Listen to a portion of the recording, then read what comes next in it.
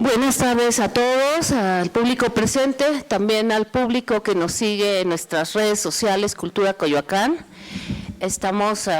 Vamos a transmitir en vivo un saludo. Quisiera agradecer el patrocinio del Capitalino, que siempre confiando y apoyando la cultura de Coyoacán. Cuando empezó a ver las actividades que teníamos, Franco Carreño se acercó y dijo: quiero apoyar. Entonces ojalá hubiera muchos patrocinadores así, porque con eso, con su patrocinio, llegamos al público y quedan grabadas las conferencias y no desaparecen estas maravillosas conferencias que hemos tenido en nuestra biblioteca y se transmiten por YouTube. Gracias a todos ustedes, un domingo más, un sábado más, por estar aquí en nuestras conferencias. Y tenemos el privilegio de tener aquí a uno de los grandes especialistas en Félix Candela, y Coyoacán tiene el privilegio de tener obra de Félix Candela. Pocos espacios en el mundo tienen ese privilegio que tiene Coyoacán, y uno de los mayores especialistas, que a propósito también es director de la Facultad de Arquitectura de la UNAM. El doctor Juan Ignacio del Cueto Ruiz Funes es arquitecto por la Universidad Autónoma de México y doctor arquitecto por la Universidad Politécnica de Cataluña, Barcelona, España. Investigador titulado del Centro de Investigación de Arquitectura y Urbanismo y Paisaje, CIAUP, UNAM. Es especialista en Historia de la Arquitectura del siglo XX. Director de la Facultad de Arquitectura, como ya les mencioné, desde 2021. Académico emérito de la Academia Nacional de Arquitectura, tan joven, mira.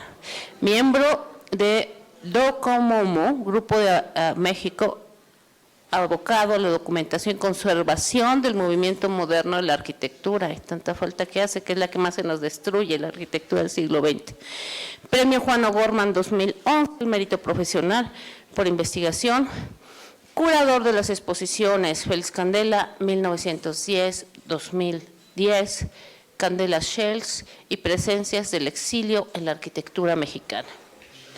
De sus libros: Félix Candela 1910-2010, Guía Candela, Arquitectos españoles exiliados en México.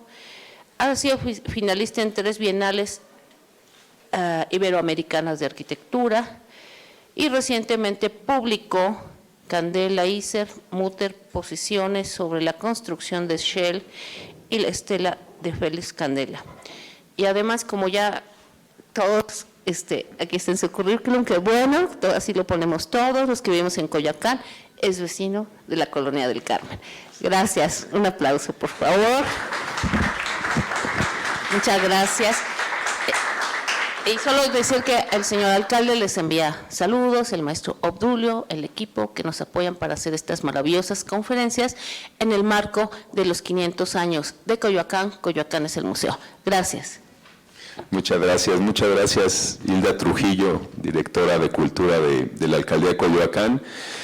Quiero agradecer esta invitación porque, bueno, soy coyoacanense, afincado aquí hace más de 20 años y bueno, me alegra mucho que haya esta idea a través de la Secretaría de Cultura de la Alcaldía de que Coyoacán es el museo. En realidad vivimos casi en un museo vivo. La idea es hablarles de Candela en Coyoacán porque tiene una presencia muy importante. Bueno, primero hablarles de Félix Candela, de quién fue, por qué hizo lo que hizo y la presencia que tiene en nuestra alcaldía. Supongo que todos conocen este cuadro, el Guernica de Picasso. Quizá pocos saben que fue un encargo que hizo el gobierno de la Segunda República Española en 1937 a Pablo Picasso para figurar en un pabellón que ahora veremos, pero Picasso se inspiró en el bombardeo a Guernica. Estaba en plena guerra civil España y Guernica es una ciudad del País Vasco, en el norte de España, que fue bombardeada por la aviación nazi, la aviación alemana y la aviación italiana de Mussolini. Hay que ubicarnos en el contexto de una guerra donde España llevaba un periodo muy corto de su Segunda República. España ha sido monarquía pues prácticamente toda su historia, excepto 2 momentos muy breves que fueron a mediados del siglo XIX, la Primera República y entre 1931 y 1939 la Segunda República Española, que bueno, que dio, digamos, un empuje impresionante a la cultura española y que tristemente por un alzamiento militar, un intento de golpe militar en 1936 que fracasó, desató una guerra civil de un ejército, del ejército sublevado contra un ejército popular que se organizó en milicias para defender la democracia de España y que tristemente lo dejaron solo los países aliados y fue el inicio de alguna manera de la Segunda Guerra Mundial. O sea, no supieron los países aliados al dejar sola a la España republicana que lo que estaban haciendo era abrirle la puerta a los fascistas para lo que fue después, se desató la Segunda Guerra Mundial. Y bueno, ahí ven el Guernica en el ámbito del pabellón español de la Segunda República Española, una obra de José Luis Sert y Luis Lacasa, dos arquitectos, digamos, de los más progresistas en España, los que estaban incorporando las ideas del movimiento moderno, y esta se considera como la primera obra de la arquitectura del exilio español. En realidad, medio centenar de arquitectos españoles tuvieron que dejar España después de la guerra civil. Los arquitectos, digamos, que estaban en el bando republicano, tuvieron que dejarla porque quienes se quedaron sufrieron cárcel, incluso penas de muerte. Hubo muchos arquitectos que no pudieron salir de España y que vivieron una especie de exilio interior muy dramático, pero medio centenar salieron al exilio y la mitad de esos, dos docenas, llegaron a México. Este es un mapa que hicimos en una exposición hace ya muchos años en Madrid, en la primera oleada de esta recuperación histórica, donde se ubican dónde fueron a parar estos arquitectos y como verán, México fue el país que más recibió.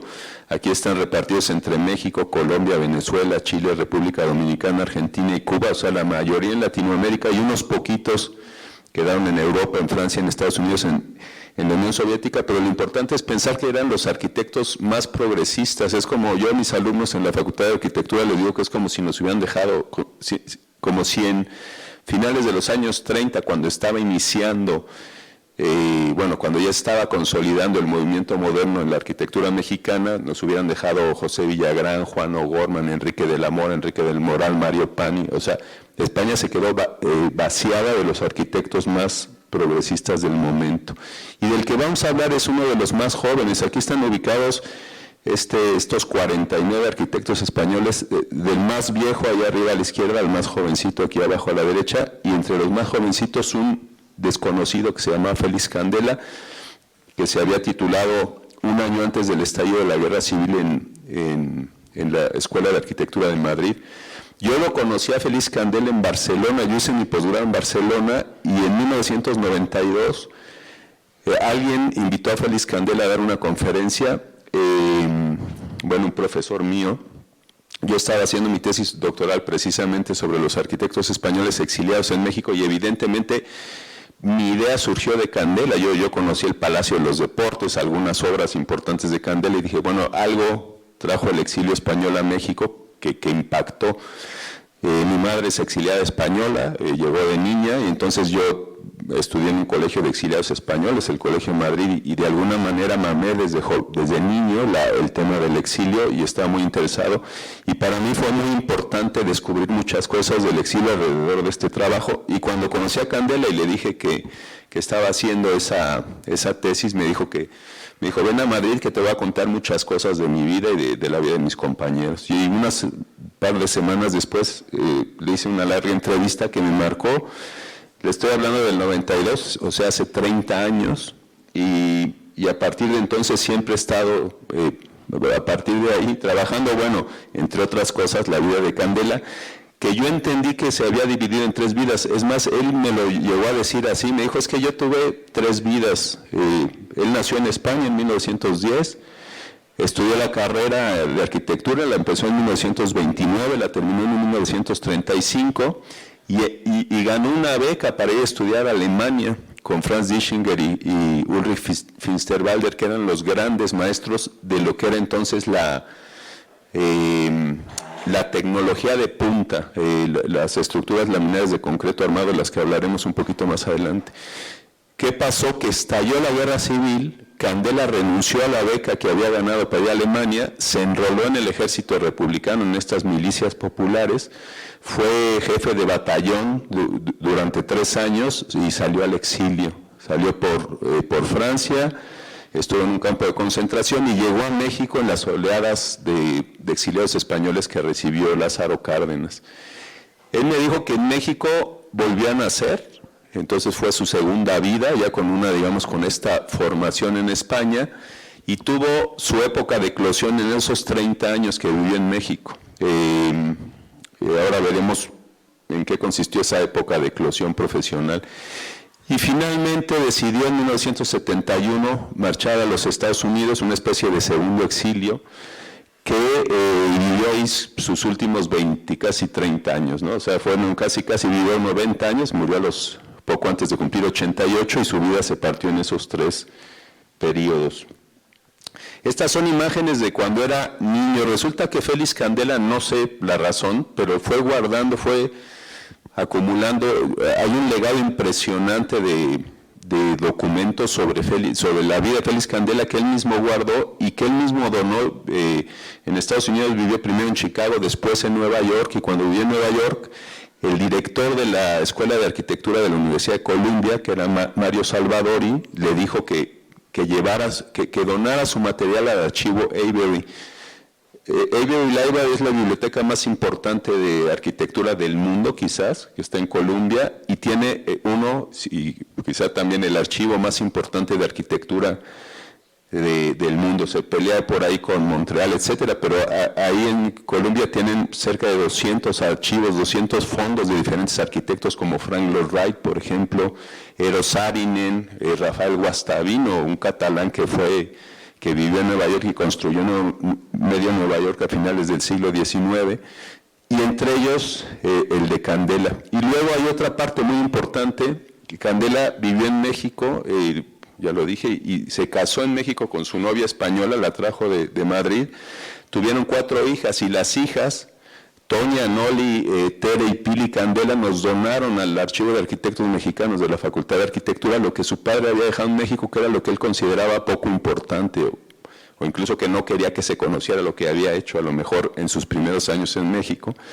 Ahorita veremos algunos ejemplos. Y Candela enviudó en 1963, cuando estaba en la cúspide de su carrera. Murió su esposa, eso le afectó muy seriamente. Sus 4 hijas eran adolescentes. 4 años después de que falleció su mujer, se casó con una arquitecta norteamericana, y fue una de las razones por las que decidió irse a vivir a Estados Unidos. Y su viuda norteamericana, otra arquitecta, Dorothy Davis, legó a la Universidad de Princeton la parte que había dejado en su casa Candela después de morir en 1997.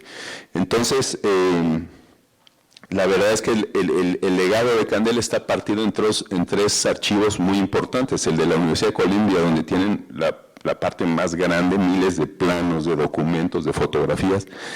La parte que nos donaron las hijas, que es una parte pequeña, pero son 1,600 planos, para que se den una idea, ¿no? Y luego fotos, documentos, y luego lo que había dejado en su casa en Raleigh, en Carolina del Norte, que es donde falleció, donde hay álbumes de fotos, etcétera, rollos de fotografías sin revelar, que para nosotros pues fue un descubrimiento también.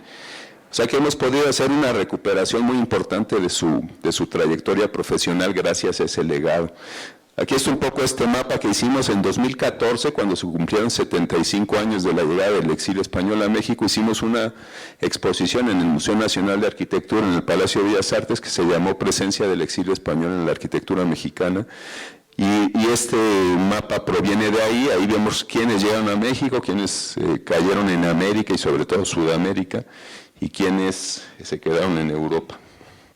En ese contexto, fundamental entender la labor del gobierno mexicano, de Lázaro Cárdenas y su equipo de diplomáticos, la diplomacia sobre todo en Francia. El caso de Gilberto Boscas es muy importante en esta tarea de recepción de exiliados. Llegaron a México, se calcula que cerca de 20,000 cabezas de familia, y llegaron en varios barcos, y el primero que llegó fue el Sinaya. Es como muy casi mítico ese viaje del primer contingente de exiliados que llegaron a México. El 13 de junio de 1939 desembarcaron en Veracruz. Candela dice que ahí, digamos, volvían a nacer el día que pisó Veracruz. Aquí aparecen entre esos documentos pues el pasaporte con el que viajó, que le dieron en París en mayo de 1939. Él salió de España por los Pirineos como 500,000 de españoles en febrero del 39, a principios de febrero. En mayo es cuando le dan su pasaporte para llegar a México. Dice que él no sabe quién lo puso en las listas para venir a México, pero que alguno de sus compañeros que había salido antes lo puso en las listas. Y esto en 1941, en enero, o sea, al poco tiempo de llegar, es su carta de naturalización como mexicano. El gobierno de Lázaro Cárdenas dio una serie de facilidades, entre las que estaban reconocer títulos profesionales de los asilados y ofrecerles la nacionalidad española. Hay que recordar que antes de Vicente Fox no había tratado de doble nacionalidad en México. O sea, tú eras o mexicano o otra cosa, pero no podías tener dos nacionalidades. Los españoles tenían que renunciar a su nacionalidad para obtener la mexicana. Con la nacionalidad se te quitaron todos los problemas de trabajo, etcétera. Era mucho más fácil, si no era muy complicado. Tenías que presentarte en gobernación cada año para pedir lo que fue después la FM2 y todas esas historias. Pero por eso muchos españoles decidieron no hacerse mexicanos, porque su ilusión era volver a España. Muchos de los arquitectos que llegaron con Candela no se hicieron mexicanos. Candela dice que en cuanto pisó México dijo que lo pasado ya había quedado atrás y que él veía para adelante. Le encantó México y vio muchas posibilidades de vivir aquí. Esa es un poco la imagen de la Ciudad de México que recibió a los exiliados. Estas fotos son de 1942. Bueno, ahí se ve el Zócalo, ¿no?, el centro de la ciudad, y luego las colonias que empezaban a expandir la ciudad. En ese entonces tenía alrededor de 1 millón de habitantes la Ciudad de México. La que se ve aquí es la colonia Hipódromo Condesa, ¿no?, donde estaba el hipódromo. Lo fraccionaron y lo convirtieron en una colonia. Les sorprendió mucho a los arquitectos españoles que llegaron la potencia de la arquitectura moderna mexicana, mucho más potente que la española. En España fue como muy tímida el ingreso de las ideas de la arquitectura moderna. En cambio, en México ya, digamos, llegan en el 39 y hacía 20 años largos que había terminado, o que se había consolidado. Se estaba consolidando la revolución en los años 20, y en los años 30 el gobierno mexicano había adoptado los principios de la arquitectura moderna para dar infraestructura, sobre todo edificios de educación, de salud, de vivienda al pueblo, y entre otras cosas, pues estas expresiones de arquitectura de Déco a finales de los años 20, a principios de los años 30, el famoso edificio Ermita, que por cierto se convirtió prácticamente en un vecindario de exiliados españoles, los cines de aquella época. José Villagrán García, el padre de la arquitectura moderna en México, ya había construido 10 años antes de la llegada de los españoles la primera obra civil, la primera obra social de la arquitectura mexicana, que fue el Sanatorio de Tuberculosos de Huipulco, y había seguido ya con esa línea. Él fue el responsable de incorporar en la Escuela Nacional de Arquitectura las ideas del movimiento moderno, pero también estaban figuras como Juan O'Gorman, el primero que hace arquitectura funcionalista a nivel doméstico. Bueno, estas son las famosas casas de Diego y Frida. Ahí está Juan O'Gorman con Frida Kahlo y Diego Rivera en una manifestación del Partido Comunista Mexicano, y las casas que hizo en Altavista.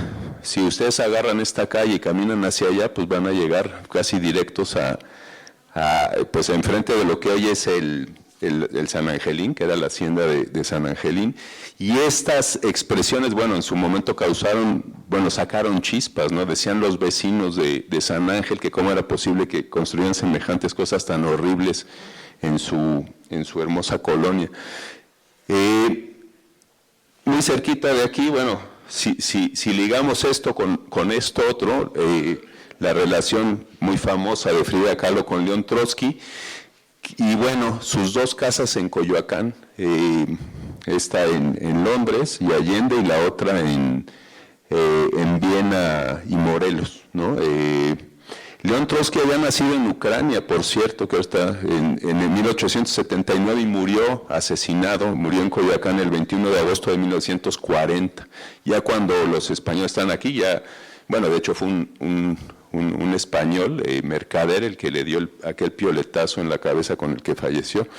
Y Frida Kahlo, pues era 30 años más joven que él, o 28 años más joven, y coyoacanense, desde luego hija de Guillermo Kahlo, gran fotógrafo alemán que se instaló en México y que compró esa casa, que ahora es el segundo museo más visitado en México después del Museo de Antropología. ¿En metros cuadrados? No, en metros cuadrados. ¿Cómo? En metros cuadrados es más Frida, ¿no? Sí, bueno, pues la idea esta de que es tan importante, ¿no? Esta casa que atrae a pues a tanto turista, ¿no? A nuestra colonia. Estos son los 24 arquitectos que llegaron exiliados a México. Bueno, en su momento yo hice mi tesis doctoral sobre ellos, los dividí en 3 generaciones porque era muy claro que había unos que eran arquitectos muy importantes en España que llegaron a México ya rondando con más de 50 años, una segunda generación de arquitectos más jóvenes que tenían alrededor de 40 años cuando llegaron a México. Los de la primera generación eran muy reconocidos, ya tenían una trayectoria muy importante, ya eran arquitectos consolidados. Los de la segunda generación estaban en ese proceso ya habían hecho obra importante, pero están en ese proceso de consolidarse. Y en cambio los más jóvenes habían hecho muy poca obra o no habían hecho nada. Candela dice que no había hecho nada, había trabajado con arquitectos importantes en España, pero dice que aprendió mucho en la guerra. En esos 3 años en guerra fue jefe de un batallón de sapeadores que eran los que hacían trincheras. Entonces dice que aprendió mucho de construcción y de sistemas tradicionales de construcción para construir trincheras. Bueno, regreso a esta imagen porque lo que se dieron cuenta los arquitectos españoles es que en México había unos arquitectos de primerísimo nivel, de una capacidad proyectual increíble, que no iban a tener oportunidad de competir con sus colegas mexicanos. Se dieron cuenta que su oportunidad estaba en abrir empresas constructoras. Ellos eran muy buenos constructores. La formación de arquitectos en España tiene una carga muy importante de saberes constructivos. De hecho, sus escuelas son Escuela Técnica Superior de Arquitectura. Maestro, ¿cómo le va? Solo existían 2 escuelas de arquitectura en esa época en España, eran la de Barcelona y la de Madrid. Más o menos 2/3 partes habían estudiado en Madrid y la otra 1/3 parte en Barcelona. Se dieron cuenta de eso, de que si ofrecían servicios como constructores, podían atender un nicho de oportunidad que está un poco vacío en México, y bueno, eso hicieron. Y si se dan cuenta, bueno, hay 3 empresas que se fundan en 1940, o sea, recién llegados prácticamente. Vías y Obras, que era de Jesús Martí, donde trabajó Candela varios años. Ras Martín, de Eduardo Robles Piquer, compañero de Candela en la Escuela de Arquitectura de Madrid. Y Técnicos Asociados S.A. de Ovidio Botella, también compañeros. Ovidio Botella, Félix Candela y Eduardo Robles Piquer habían sido compañeros de generación, habían estudiado juntos la carrera en Madrid. Y finalmente, Candela en 1950 es cuando establece su empresa, desde la que va a construir la obra que lo va a hacer mundialmente famoso en los años 50 y 60. Estos son los primeros trabajos que hizo Candela. No se conocían hasta que revisamos el material que legó la segunda esposa de Candela a la Universidad de Princeton. Todo esto está en álbumes de fotos en Princeton, y son proyectos que hizo Candela para una colonia agrícola en Chihuahua. Él, recién llegado a México, se fue como jefe de obras a desarrollar esta colonia agrícola, y ahí se ve, o sea, hizo proyectos como muy modernos, pero construidos con lo que tenían a la mano, que era la madera de la Sierra Tarahumara. Y aquí se ve este proyecto, si se dan cuenta, esta terracita pues es esta, y aquí está Candela con 3 ingenieros del exilio español, entre ellos Carlos Gaos, el hermano de José Gaos, y estando en Chihuahua, Candela trajo de España, por medio de un proceso complicadísimo, de un viaje que Eladia Martín, que fue su esposa, tuvo que hacer parando en La Habana y luego llegando a México. Candela la fue a buscar a Veracruz, la llevó a la ciudad, bueno, la trajo a la Ciudad de México para casarse y después se la llevó a Chihuahua en un viaje que duraba un día en tren y luego casi un día en burro para llegar allá. Yo no sé qué habrá pensado la pobre mujer cuando... No sé cómo le habrá vendido Candela la idea de que aquí se vivía muy bien, pero se la trajo y tuvieron 4 hijas. Candela hizo, este es el tipo de obras que hizo Candela en sus 10 primeros años en México. El Hotel Papagayo de Acapulco, por ejemplo, fue una obra que él hizo después de haber estado en Chihuahua y que fracasó ese experimento de la colonia agrícola Santa Clara. Él dice que por la misma razón por la que perdieron la guerra, que los 500 familias que llegaron se pelearon entre ellos, ¿no? Unos eran comunistas, otros socialistas, otros anarquistas, y que se pelearon entre ellos, que nunca pues, se pudieron poner de acuerdo. Y aquel proyecto fracasó. De hecho, hay por ahí una especie de ruinas arqueológicas modernas de esa colonia. Candela se fue a vivir a Acapulco, ganó el concurso para hacer el Hotel Papagayo del Tigre Azcárraga, ¿no? Y luego ya entró a trabajar con Jesús Martín Vías y Obras. Dice que fueron sus años más tranquilos, que le pagaban un buen sueldo. Y con lo que ahorró pudo traer a su madre. Su padre había muerto en España antes, cuando él estaba empezando la carrera de arquitectura, pero su madre y sus 2 hermanos que se habían quedado en España los trajo. Él era el mayor, luego estaba una hermana, Julia, y el más pequeño, que era Antonio. En 1946, que los trae a México, Antonio ya había hecho la carrera de aparejador en España. En España hay una carrera muy importante que es esta carrera de arquitectura técnica, es una especie de arquitecto constructor, y con su hermano empezó a trabajar ya de manera independiente. La primera obra que hizo él ya como independiente fue un cine-hotel, un edificio de usos mixtos en Guamúchil, en Sinaloa, y en México construyeron el Hotel Catedral, que está ahí en la calle Donceles y sigue funcionando. Y este es el tipo de proyectos, los tenemos en el Archivo de Arquitectos Mexicanos, aquí de la Facultad de Arquitectura en UNAM, que seguramente son, cuando vino Candela a buscar, a seleccionar el material que llevaría a la Universidad de Columbia, los dejó aquí, probablemente porque no quería que se supiera que él había hecho edificios o había diseñado edificios neobarrocos o neogóticos.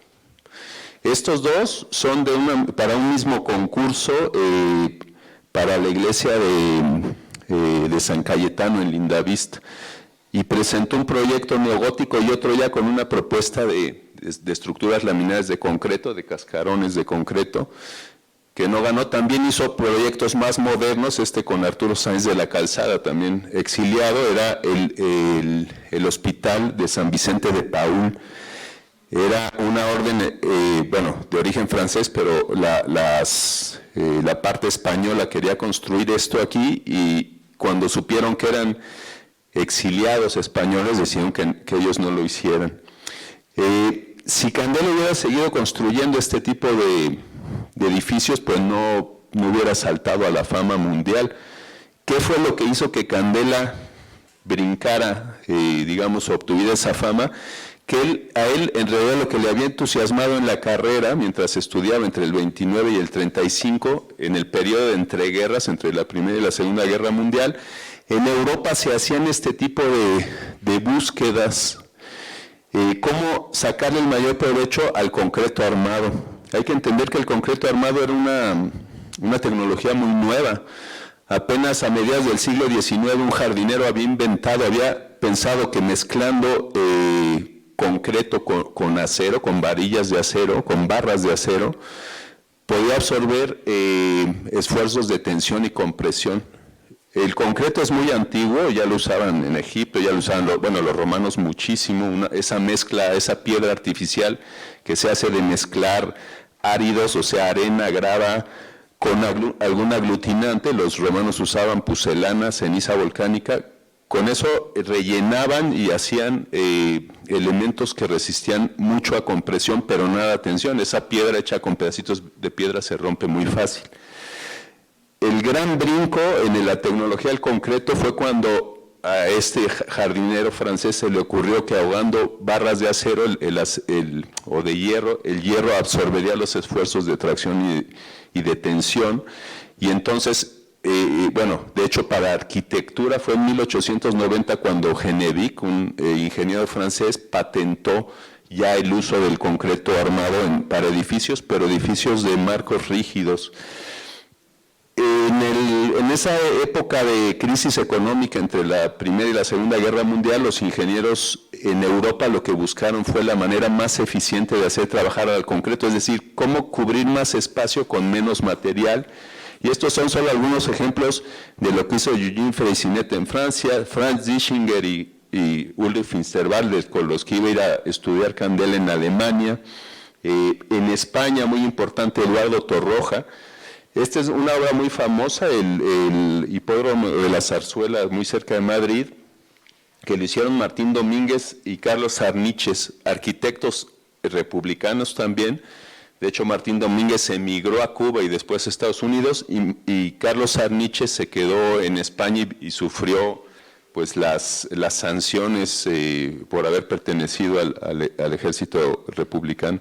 El caso es que antes de la guerra, con Eduardo Torroja, que por cierto era un ingeniero franquista, luego Eduardo Torroja tuvo mucho éxito en la época del franquismo, pero hizo esa maravillosa cubierta para las gradas del hipódromo de la Zarzuela, y también en Suiza, Robert Maillard, que había hecho unos puentes de concreto impresionantes a principios de siglo, buscaba esta manera de hacer trabajar de forma más eficiente al concreto. Candela había visto eso y fue lo que hizo. 10 años después de llegar, en 1949, hizo su primer cascarón experimental y se animó con su hermano y con dos arquitectos mexicanos que eran hermanos entre ellos también, los hermanos Raúl y Fernando Fernández Rangel, fundaron Cubierta Sala. Y digamos que la primera bóveda que hicieron, que era una bóveda catenárica, la catenaria es, si ustedes toman una cadena de las que se cuelgan en el cuello y la tensan, y después aproximan los extremos, se forma una curva que solo transmite esfuerzos a tensión. Si esa curva la rigidizan y le dan la vuelta, hacen una anticatenaria que solo transmite esfuerzos a compresión, y entonces eso permitía hacer unas estructuras sumamente delgadas y resistentes, que es lo que hizo Candela en ese primer experimento. Luego lo llevó a la práctica en una escuela rural, hizo también proyectos, por ejemplo, para casas unifamiliares, que nunca se hicieron, pero este proyecto para escuela en Tamaulipas, en Ciudad Victoria, solo se construyó un módulo y sigue en pie. Esto son cosas que escribió después Candela. Candela escribió mucho y escribía muy bien y se empezó a... Él necesitaba promocionar sus productos, ¿no? lo que ofrecía, y entonces escribió esto para una conferencia que dio en el MIT en Estados Unidos. El concreto, hormigón armado, es un material monolítico que puede fundirse en cualquier forma, o sea, tiene esa virtud de que tú haces una mezcla, la viertes en un molde y cuando fragua queda como una piedra artificial. No solamente es muy similar al material de los cascarones naturales, sino que tiene la ventaja adicional de poder resistir esfuerzos de tracción. Esta propiedad, sumada a la continuidad inherente en su proceso de fabricación, nos proporciona la oportunidad de intentar emular la economía de material característica de los procesos naturales de proteger espacios. Él le llamaba cascarones, en España y en la mayor parte de Latinoamérica le llaman cáscaras. Y a Candela eso le molestaba porque dice que una cáscara no tiene la cualidad de resistencia que tiene un cascarón. Un cascarón siempre es resistente y una cáscara puede ser de manzana o de plátano y no tiene esa cualidad. Ahí hay ya cubierta sala, ¿no? Dos momentos, Raúl y Fernando Fernández Rangel, sus colegas, sus socios mexicanos, y aquí está Nabor Carrillo. Nabor Carrillo fue el ingeniero especialista en mecánica de suelos que hizo el cálculo de la cimentación del Hotel Catedral que vimos antes en el centro histórico. Y es el primer edificio en México que usa el sistema de cimentación por sustitución. O sea, tú excavas lo que calculas que va a pesar tu edificio, sacas ese relleno y aprovechas el espacio para hacer un estacionamiento subterráneo. Curiosamente esto lo hicieron en el centro, excavaron y sacaron un cacho del Templo Mayor, bueno, no del Templo Mayor, de una de las estructuras del Templo Mayor. La que está al lado, si ustedes van hoy a visitar el Centro Cultural de España, tienen un museo de sitio y aparece un edificio cortado, que el otro lado pues se perdió, ¿no? En aquel momento el INAH no tenía esta estructura para proteger esas estructuras prehispánicas. Y a la derecha, en 1968, con Enrique Castañeda, un arquitecto mexicano muy importante, y Antonio Peirí, diseñando, bueno, ahí están nomás posando para la foto, porque ya estaba diseñado, el Palacio de los Deportes, lo hicieron ellos para las Olimpiadas del 68. Y este es una especie de muestrario de todos los diferentes tipos de cascarones que fue usando Candela, desde el primero que le encargaron en 1950, un aparejador exiliado también, José Domingo Samperio, le encargó unos boliches en la calle Marsella, ahí en la colonia Juárez. Y todavía existe la estructura, ahora es una escuela de baile, sí, existe. Luego casas en el Pedregal y sobre todo obra industrial. Candela en realidad fundó su empresa pensando en el nicho de oportunidad que habría la arquitectura industrial. México se estaba convirtiendo, estaba transitando de ser un país eminentemente rural a un país moderno, industrializado, y entonces se hizo muchísima obra. Y cuando uno ve el archivo digamos, el catálogo de proyectos y obras de cubierta sala, la mayor parte, cerca del 75%, es obra industrial. Luego empezó a recibir encargos particulares, como el pabellón de rayos cósmicos, iglesias, restaurantes, más obra industrial, y desde luego la última importante, la penúltima en realidad importante que hizo en México antes de irse a Estados Unidos fue el Palacio de los Deportes. Todavía en 1969 se inauguraron tarde, porque se iban a inaugurar el 68, la línea 1 del metro, donde hay 3 estaciones diseñadas o que tienen cubiertas de Candela. Son San Lázaro, Candelaria y La Merced. Una de las cosas que nos donaron las hijas y que es quizá el gran tesoro que tenemos en la Facultad de Arquitectura es el catálogo de proyectos y obras de cubierta sala. Es una caja de madera que tiene 32 láminas de 20 centímetros por 50, dividida en 50 renglones, y con las obras, los proyectos que iban recibiendo, los proyectos que desarrollaron en la empresa, en cubierta sala, desde el 50 diagonal 1, o sea, 1950 primer proyecto, hasta 1976 diagonal 4. Quiere decir, el cuarto encargo que recibieron en el año 1976, cuando Candela ya vivía en Chicago, pero su hermano Antonio se había quedado con la empresa. Aquí solo muestro 4, son 32 láminas, y cuando uno las suma son cerca de 1,800 proyectos, no, perdón, cerca de 1,500 proyectos, de los que se construyeron cerca de 800. Aquí hay algunos arquitectos y saben que los arquitectos desarrollamos proyectos, y si construimos uno de cada 5 o 10, ya nos damos por bien servidos. Aquí construyó más de la mitad de los que proyectó. Y vamos a empezar por uno que está en Coyoacán. Este es un plano un plano precioso, un papel albanene muy grande, que está en la Universidad de Columbia, allá en Nueva York, y que representa las 25 obras favoritas de Félix Candela en la Ciudad de México. Este es un plano de las vialidades de la Ciudad de México, y ubicadas ahí sus 25 obras favoritas, con los arquitectos para quien las hizo, con la ubicación, digamos, la ubicación en la ciudad, y con ilustrados con estos croquis muy hermosos, ¿no? Y la primera, digamos, en orden cronológico de todas ellas, es el Pabellón de Rayos Cósmicos de 1951. O sea, llevaba un año más o menos con su empresa cuando recibió este encargo. Él basó, digamos, toda su... Aquí en el Pabellón de Rayos Cósmicos es la primera vez que utiliza el paraboloide hiperbólico, que es una forma geométrica compleja, digamos, alabeada, pero que se forma por puras líneas rectas. Es una superficie reglada y que es relativamente fácil de calcular matemáticamente. Esta es la manera como se forma un paraboloide hiperbólico.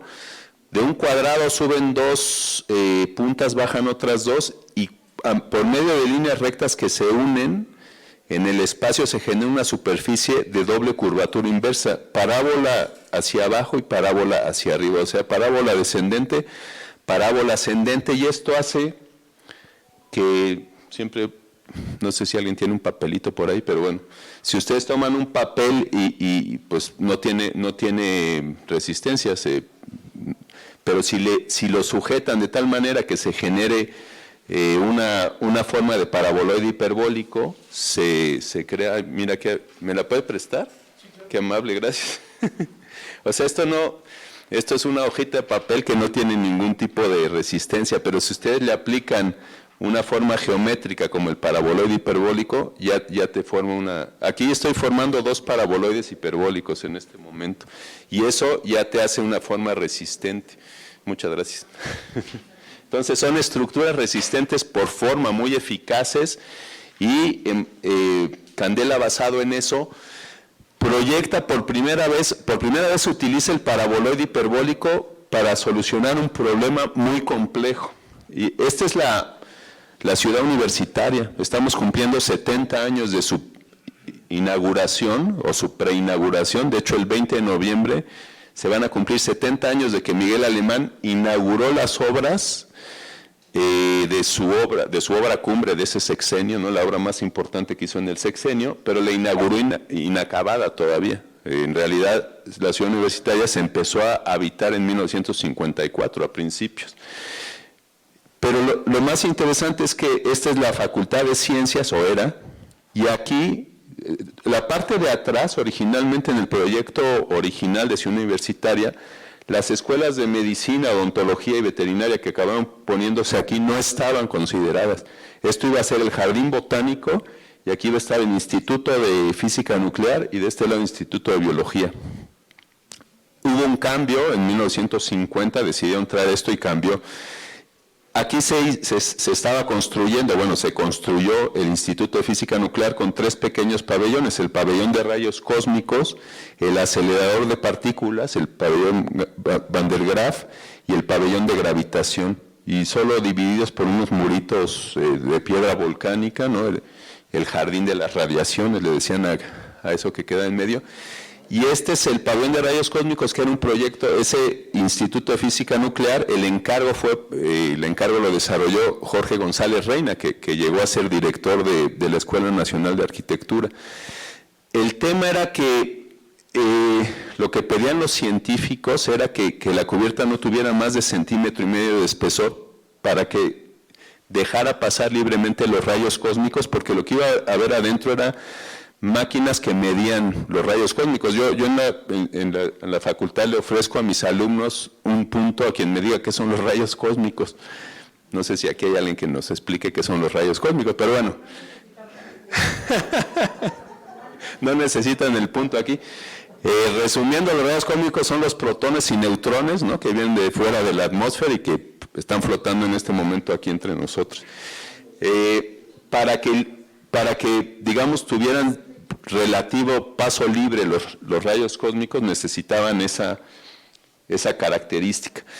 Los ingenieros de Jorge González Reina le decían, Jorge González Reina había pensado en una bóveda cilíndrica, en un cañón corrido, y sus ingenieros le decían que lo más delgado que se lo podían hacer era de 6 centímetros.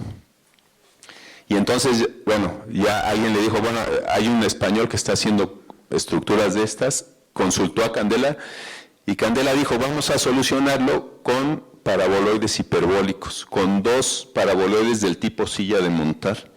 Y entonces solucionó el problema con esto. Hizo la plataforma, siguió más o menos el proyecto de González Reina, que tenía una plataforma elevada y su cubierta cilíndrica. Lo que hizo Candela fue colocar 3 arcos parabólicos y descansar en ellos 2 paraboloides hiperbólicos del tipo silla de montar. Candela sabía de las propiedades estructurales del paraboloide hiperbólico por un pequeño libro que había publicado un ingeniero francés en 1939. El ingeniero se llamaba Fernand Aymond y había escrito una cosa que traducida sería algo así como propiedades del paraboloide hiperbólico como forma estructural. Candela lo había leído, era un libro teórico, había hecho algunos ensayos en ingeniero francés, pero nunca había construido paraboloides hiperbólicos. Y a Candela se le ocurrió que este era un buen momento para probar esa. Voy a ver si esto puede verse. Esto explica cómo un paraboloide hiperbólico que se corta con un plano horizontal y 2 planos verticales genera el paraboloide tipo silla de montar, porque es como la silla que le pones al caballo para subirte en él. Y entonces, ahora sí que se lanzó como el Borras a construirlos, ¿no? Le explicó a sus carpinteros que ya habían hecho cascarones, pero cilíndricos o conoides, otros tipos. Le dijo, bueno, con líneas rectas podemos formar superficies alabeadas, y no lo entendían mucho, pero bueno, simplemente fueron colocando, fue una cosa como muy pragmática, y esa es una parte fundamental en lo que fue su éxito. ¿Cómo lograr con una mano de obra primero barata y luego muy hábil, hacer el molde, hacer la superficie sobre la que puedes colocar el armado con varilla muy delgada y colar esa masa, ¿no? Y ya que fragua, descimbrar, o sea, quitar la cimbra y dejar el cascarón terminado. Lo anunció en la revista más importante de aquel momento, que era Arquitectura México, la revista de Mario Pani, en el número de septiembre de 1952. Es un número icónico porque es el que reúne todos los proyectos que se hicieron en Ciudad Universitaria, está dedicado a Ciudad Universitaria, y ahí insertó este anuncio de pabellón de rayos cósmicos en la Ciudad Universitaria, cubierto con un cascarón de concreto de 1,5 centímetros de espesor, arquitecto Jorge González Reina, consultor estructural, arquitecto Félix Candela. Candela siempre se preocupaba mucho de dar el crédito a los arquitectos que llegaban a su empresa a encargarle las cubiertas. Construido por Cubierta Sala, Sociedad Anónima, únicos especialistas en cubiertas laminadas de concreto, teléfono tal, Ramón Guzmán 123. ¿Alguien sabe dónde está la calle Ramón Guzmán? Bueno, pues actualmente es Insurgentes Centro. Antes Insurgentes terminaba en Reforma, y la callecita que había arriba de Reforma se llamaba Ramón Guzmán. Cuando continuaron Insurgentes, ahora es Insurgentes Centro. Y bueno, los teléfonos, llámenos que nosotros les solucionamos barato, bonito. Y dice Candela que le llamaban ya así, le encargaban, bueno, a partir del pabellón de rayos cósmicos se disparan los encargos a Cubierta Sala. Y Candela escribe esto. Resulta Colin Faber es un arquitecto inglés que vino a trabajar a Cubierta Sala. Se hizo muy famosa Cubierta Sala y recibió a arquitectos de diferentes partes del mundo que venían a trabajar. Colin Faber era un inglés al que Candela vio la oportunidad, dijo, bueno, él puede escribir en inglés, le voy a dictar un libro y lo vamos a publicar. Se publicó en 1963 en Nueva York. En 1965 se publicó la traducción al alemán, hecha por Max Cheto, por arquitecto alemán exiliado en México, muy amigo de Candela. Se publica en el 63 en inglés, en el 65 en alemán, y solo en 1970 se publica la traducción al español. Y ahí dice, Candela, bueno, Colin Faber, digamos que fue el escriba de Candela, ¿no? Entonces dice, el concreto de un cascarón no necesita más espesor que el necesario para aislar el acero empotrado en él. Es un verdadero cascarón. La malla de refuerzo puede limitarse a un mínimo, teniendo poco trabajo que hacer, aparte de ligar el concreto, o sea, de darle, de juntarlo, ¿no? De evitar que se diluye, que se deshaga, pues. El concreto aumenta desde los exiguos 1.5 centímetros en el pabellón de rayos cósmicos hasta 6,5, 7,5 centímetros en algunos cascarones impropios. O sea, él decía que más de 4 o 5 centímetros de espesor ya era un cascarón gordo, ¿no? En algunos cascarones impropios, tales como las bóvedas de barril, pero la mayoría de los cascarones tienen un espesor nominal de 4 centímetros. Aquí está mi colega Andrés López, con el que ha trabajado mucho en restauración de cascarones y nunca hemos encontrado uno de 4 centímetros, suelen ser de 5, claro. Vamos a ver cómo se construían y vamos a ver pues que era muy difícil controlar ese espesor. Regreso al pabellón de rayos cósmicos, el Instituto de Física Nuclear, y cuando ya estaban avanzados deciden que van a meter odontología aquí, y entonces se encaja odontología en medio del proyecto. En los años 60 la Facultad de Ciencias tiene una explosión impresionante, es cuando empieza la carrera espacial y no sé, que se ponen de moda las carreras de ciencias, ¿no? Aquí está Nuria para confirmarlo. Y entonces la UNAM construye una facultad de ciencias enorme en otra parte del Pedregal, bueno, en otra parte de la zona de Ciudad Universitaria, y esto deja de ser el Instituto de Física Nuclear actual. Bueno, y ven lo que pasó aquí. Lo agarraron, se lo apropiaron los dentistas y hicieron esto, ¿no? Aquí está el pabellón de rayos cósmicos, aquí está el que era el pabellón Van der Graaf, que ahora es la cafetería de odontología, y pues casi como cuando te tapan una muela, ¿no? Taparon todo, aquí está ahora la biblioteca, en fin, aprovecharon ahí, y el pobre pabellón de rayos cósmicos se quedó ahí suelto. Ha sufrido cambios muy importantes. Este dibujito es la planta del pabellón que se publicó en ese libro de Colin Faber. Y vean la importancia que le dan al muro de piedra volcánica que atravesaba por debajo. Este es el muro original.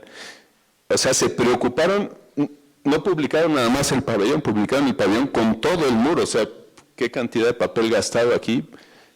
Era la importancia que tenía ese elemento plástico que atravesaba por debajo el pabellón. Y luego tenía estas escaleras hermosísimas, ¿no? El único hueco que tiene el pabellón, el único lugar por donde ventila y se ilumina ese pabellón es por aquí abajo. O sea, no tiene ni una ventana, está cerrado con esta laminita ondulada que también la propuso Candela. O sea, Candela, cuando le presentó la solución a González, a Reina, ¿no? A Jorge González Reina, le dijo, ¿por qué no le hacemos las patitas con forma parabólica? Ah, pues sí, qué padre. ¿Y por qué no le hacemos, vamos a poner la lámina en lugar de ese cerramiento plano que usted tiene, vamos a ponerle esta lámina ondulada que tiene resistencia por sí misma? Y pues sí, es como un rufle, ¿se acuerdan de los rufles? Esas papas así, si la corta pues tiene bastante resistencia. Y entonces es una laminita así por los dos lados. Y entonces Carlos González Lobo, un querido profesor que murió el año pasado en la facultad, decía, es que tú le haces la prueba de la paternidad a este edificio, ves las obras que había hecho González Reina antes y las obras que había hecho Candela, y enseguida te das cuenta quién es el padre de la criatura, ¿no? Decía. Pero bueno, miren, era muy bonita la manera en que accedías, unos escalones empotrados siguiendo la inclinación de la pata, claro, con un buen pasamanos de donde agarrarte, porque yo que daría hasta vértigo bajar por ahí. Pero esto también desapareció, miren, desapareció el muro, el muro que pasaba por debajo lo rasuraron y dejaron una banca. Cuando yo pregunté por qué habían hecho eso, porque yo todavía lo conocía así. Bueno, lo conocía así, no traje la foto, pero yo tengo una foto en que aquí aparece pintado un puma y dice Club de Ajedrez de la Facultad de Odontología. Se convirtió, siguió siendo, pues sí, dejó de ser un laboratorio y se convirtió en una bodega. Actualmente es la ludoteca donde guardan las redes y los balones con los que juegan fútbol allá abajo. Es un triste destino para un edificio icónico y estamos tratando de convencer de que esto se debe convertir en otra cosa. Pero luego, bueno, los dentistas pues decían que esto era, tenían que ver cómo controlaban, ¿no?, la entrada y cómo hacían más cómoda la escalera. Tiraron esta belleza y construyeron esta cosa espantosa, esa escalera horrible que sí, la debe haber diseñado un odontólogo, con perdón de los odontólogos. Pero bueno, le dicen la muela, y entonces hace 10 años, cuando se cumplían 60 años de Ciudad Universitaria, pues unos chavos de arquitectura llevaron esto y lo pegaron ahí y pusieron, esto no es una muela, ¿no? Pero bueno, Coyoacán, Ciudad Universitaria está en Coyoacán, Ciudad Universitaria es orgullosamente coyoacanense. Aquí está el pabellón de rayos cósmicos y aquí están 6 obras de Candela en Coyoacán. Bueno, de cubierta sala para ser más correctos, porque son obras de diferentes arquitectos, ahora los veremos. Y aquí están, ¿no? Esto es Tlalpan, esto es Miguel Ángel de Quevedo, aquí está Ciudad Universitaria. Vamos a ver rápidamente, bueno, está la Capilla del Altillo, la Capilla de San Vicente de Paúl, el Mercado de Coyoacán, y luego estos 2 elementos que estaban en laboratorios farmacéuticos que están ahí, estaban en Avenida, en Tlalpan. ¿Qué hizo Candela? En realidad después de descubrir las bondades del paraboloide hiperbólico y de ver que se podía construir, lo que hizo fue variaciones de paraboloides hiperbólicos. Igual que un músico hace variaciones de Bach, ¿no? Y con el mismo principio empezó a jugar siempre con 3 fundamentos que él decía que eran elementales: lógica, eficiencia y economía. Y entonces, de este manejo del paraboloide hiperbólico surgen 2 familias, los paraboloides de borde recto o mantos de borde recto. Si tú cortas un paraboloide con planos paralelos a las directrices o generatrices del paraboloide, se te generan bordes rectos. Pero si las cortas con planos perpendiculares, se te generan bordes curvos. Si es un plano vertical, lo que se te genera es una parábola en el corte. Si es un plano horizontal, pues se te genera una hipérbola. De hecho, de ahí sale ese término tan complejo de paraboloide hiperbólico. Y entonces, las 2 grandes familias son mantos de borde recto, vamos a ver el caso de los paraguas, y mantos de borde curvo, el caso de las bóvedas por arista. De las que construían Coyoacán, bueno, esto es algo que hizo antes, esto no son paraboloides hiperbólicos, pero son las aduanas que hizo con Carlos Recamier, ¿no?, las aduanas de ferrocarril en Vallejo. Y luego el paraguas, o sea, Candela empezó a manejar el paraguas. Dice que él no lo inventó porque él vio en ese libro de Fernanda Aymón, vio la propuesta de Fernanda Aymón, que se había imaginado que 4 segmentos de paraboloide hiperbólico que apoyan en un apoyo central pueden generar una especie de paraguas invertido que te permite cubrir mucho espacio. Esto es lo que había dibujado Fernanda Aymón. Candela dijo que no eran necesarios los refuerzos que ponía Fernanda Aymón, que se podían hacer con 4 segmentos de paraboloide y hacerlos muy ligeros, hacer la columna por donde viene la bajante de aguas, ¿no?, porque obviamente si llueve aquí y no tienes por dónde salir, pues eso te llena de agua. Y luego incluso la zapata de cimentación, hacerla con paraboloides hiperbólicos, modelando en el terreno como cimbra perdida los paraboloides, y ahorrando muchísimo material. O sea, una zapata aislada lleva mucha masa de material y en cambio con esta estrategia se ahorraba mucho. Y otra ventaja muy grande era que las cimbras, que era lo más complicado y lo más caro a la hora de hacer los cascarones, eran reutilizables, o sea, se podían bajar y volver a utilizar, eran todas iguales, y entonces hacía una especie de sistema de construcción en serie muy interesante. Aquí se ve cómo modelaban, o sea, dejando como cimbra perdida el propio terreno, después colocaban el armado, colaban y ya quedaba el cimiento de donde se desprendía la columna. Y esto es un ejercicio que hicieron precisamente en las aduanas de Vallejo, que les enseñé antes. Carlos Recamier, ya muy mayor, me contó que él había sacado esta foto. Esta foto es famosísima porque lo que me contó Carlos Recamier es que Candela le pidió permiso de hacer este experimento en los terrenos de Vallejo.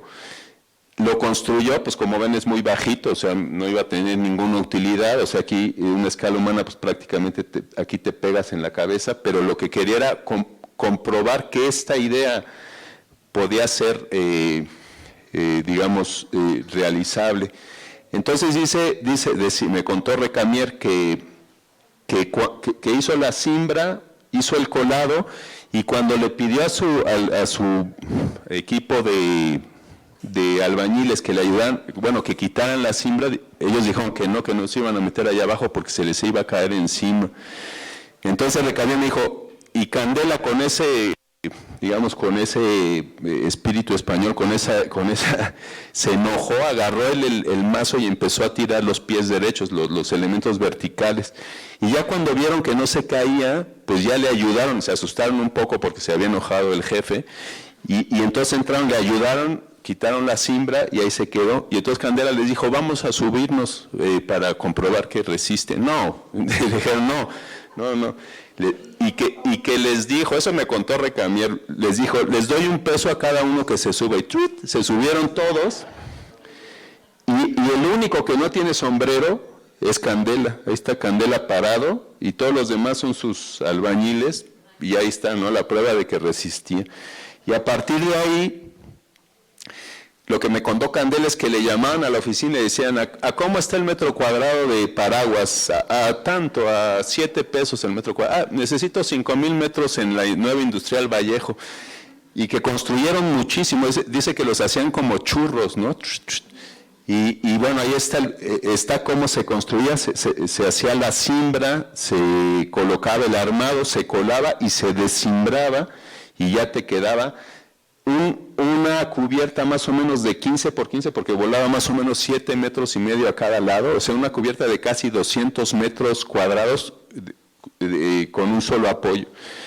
Y entonces dice que era tan barato que le empezaron a encargar así y entonces realmente hemos ido haciendo cálculos de cuántos tipos de estas estructuras hay en el país. Son muchísimos, hay cientos de miles de metros cuadrados construidos, o sea, cubiertos con esta estrategia, líneas de paraguas, que bueno, primero los hizo de borde horizontal, luego se dio cuenta que inclinándolos generaba una entrada de luz, ¿no?, una especie de diente de sierra, y luego hizo este experimento. Es el único paraguas de este tipo que existe en el mundo. Bueno, no es cierto, porque lo copiaron. Hay algunos otros paraguas, por ejemplo, en las Islas Canarias hay unos parecidos, pero hizo este experimento de ahogar en la lámina de concreto bloc de vidrio para ganar iluminación al interior. Y esto está aquí en Coyoacán, en París y Allende, en lo que era la fábrica de trajes, que actualmente está a la venta, y estamos todos asustados con qué va a pasar con ese edificio. Esta foto está tomada en 2011, y hicimos una exposición que Hilda decía al principio del centenario de Candela. Se hizo en España, vino a México, después estuvo en Nueva York. Y cuando vino a México a principios de 2011 hicimos un congreso y nos dejaron visitar la fábrica, y verán ahí que está la gente trabajando, 300 trabajadores confeccionando trajes. Ahí no se hace la tela, sino que se traen los trajes y se hacían, porque ya hace como 10 años dejó de funcionar y hace poco los dueños la vendieron y otra vez está a la venta. Y ya verán que no entra luz por aquí porque pusieron tuvieron que impermeabilizar. Conocimos al dueño original, el señor Levy, cuando hicimos esta visita.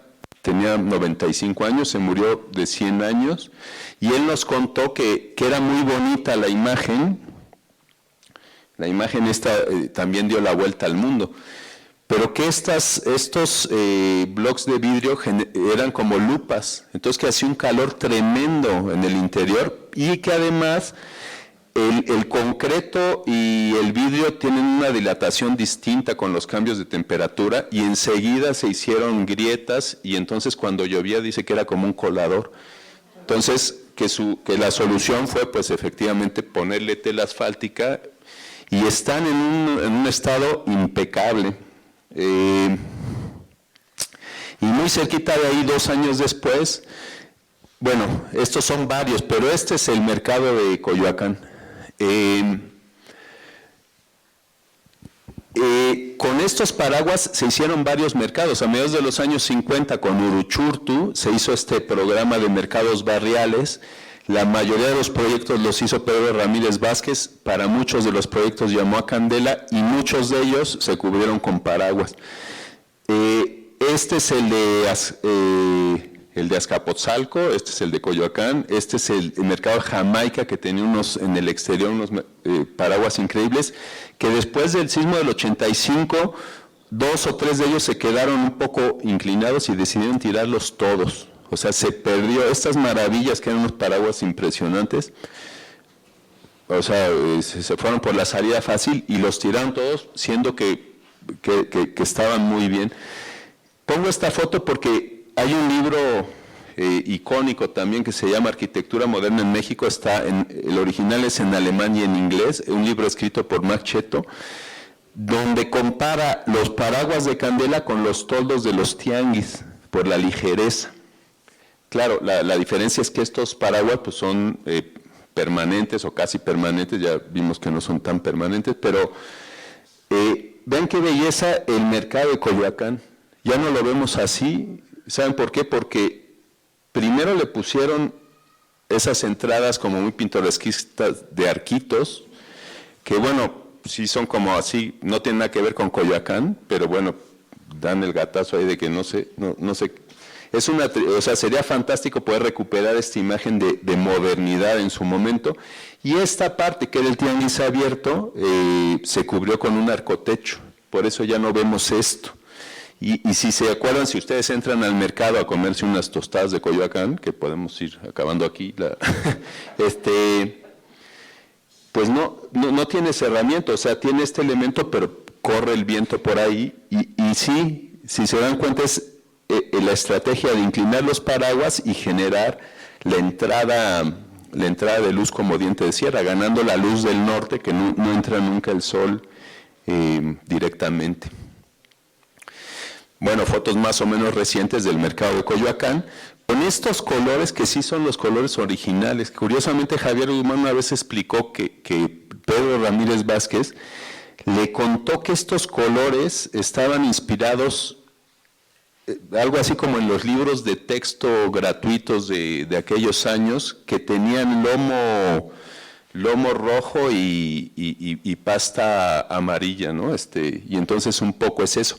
Si ustedes van al de Azcapotzalco o al de Mercado Anáhuac o al de Santa Julia, son blancos, pero bueno, son distintas conceptos. Por ejemplo, estos están en Acapulco, espero que sigan, no sé, pero aquí la estrategia para meter luz y ventilar el interior es distinta. Unos son más altos que otros, nada más, ¿no? En lugar de inclinarlos son de borde recto, pero una especie de damero donde unos suben y otros están más abajo. Y estos son en la Bacardí de Tultitlán, para almacenes y bodegas, y estos son los paraguas que cubren el metro Candelaria y unos muy similares el metro Merced, que son bellísimos, bueno, un poco abarrocados, ciertamente, pero muy interesantes. y lo más, digamos, lo más popular, las gasolineras. Y realmente se construyeron a todo lo largo y ancho del país gasolineras con paraguas. Estos están en Guadalajara y dejó de ser una gasolinera, y afortunadamente ahí podemos ver cómo eran originalmente, con un borde tan delgadito. Tristemente Pemex les puso estos faldones y se pierde pues la ligereza. Dicen que era porque se colgaban las esquinas, y es cierto, o sea, no quedaban totalmente rectas, con el tiempo se iban colgando. Y esto pues lo tenemos aquí, en Coyoacán, ¿no? En la esquina de Hidalgo y Vallarta, ahora es un lavaautos. No sé si en su origen fue gasolinera, la verdad. Era gasolinera, ¿no? Sí. Estos dos y esos dos paraguas del fondo son coyoacanenses. Y bueno, estos los hizo Candela en Dallas, en Estados Unidos, en Texas, con un arquitecto, con O'Neill Ford, arquitecto tejano, que eran el símbolo de acceso a una zona industrial ahí en Dallas. Y estos son de los años 90 de Norman Foster, este famoso arquitecto inglés que hizo las gasolineras de Repsol en España y en Portugal con este principio, ¿no? ¿Dónde se habrá inspirado? No sabemos, ¿verdad? Pero lo interesante, yo les pregunto a mis alumnos qué diferencia hay entre estos y estos, aparte obviamente del material, porque estos son de concreto y estos son estructuras metálicas, y es que estos no son paraboloides hiperbólicos, estos son pirámides invertidas. Si se dan cuenta, estos son rectos, no tienen ninguna curvatura. Y entonces estos por arriba tienen una estructura muy compleja con unas cerchas ahí para sostenerlos, cuando estos pues son mucho más libres. Estos son los que hemos perdido ahí sobre Tlalpan, laboratorios SIVA y laboratorios Lederle. Voy a hablar después de uno de ellos, también, bueno, en la alcaldía de Coyoacán. Y esto es un poquito, casi en los límites de la alcaldía, creo que ya es la Benito Juárez, pero bueno, la iglesia de la medalla de la Virgen de la Medalla Milagrosa, que está resuelta a base de paraguas distorsionados, ¿no? Porque un paraguas rectangular con el apoyo centrado se inclinan los 4 segmentos de paraboloide hiperbólico, 2 se levantan y se genera la solución increíble, sumamente novedosa para cubrir una planta basilical tradicional, ¿no? Desde el siglo II, 3 después de Cristo se están haciendo, bueno, se hicieron plantas basilicales de este tipo, y bueno, esos paraguas, bueno, supongo que la mayoría de ustedes lo conoce, pero si no han ido, tomen aquí el metro, bájense en el metro División del Norte y allá al ladito, es una maravilla. Candela dando clases en la UNAM, él desde 1953 hasta el 71 que se fue a Chicago, fue profesor, y bueno, muchos de mis profesores fueron alumnos de Candela. Dicen que era un tipo muy simpático, que cuando tomaban clase con él no entendían nada porque hablaba en madrileño al 100 por hora y que luego sus fórmulas y todo eso, muy poquitos le dieron seguimiento, y bueno, ahí están algunos mantos de borde curvo, que bueno, lo presento, no hay ejemplos en Coyoacán, pero sobre todo porque es la primera obra que hizo Candela en colaboración con Enrique de la Mora. De la Mora es uno de los grandes arquitectos de esta primera generación de arquitectos modernos en México, y muy jovencito, aquí ya sale muy viejito, pero muy jovencito, Fernando López Carmona fue su colaborador.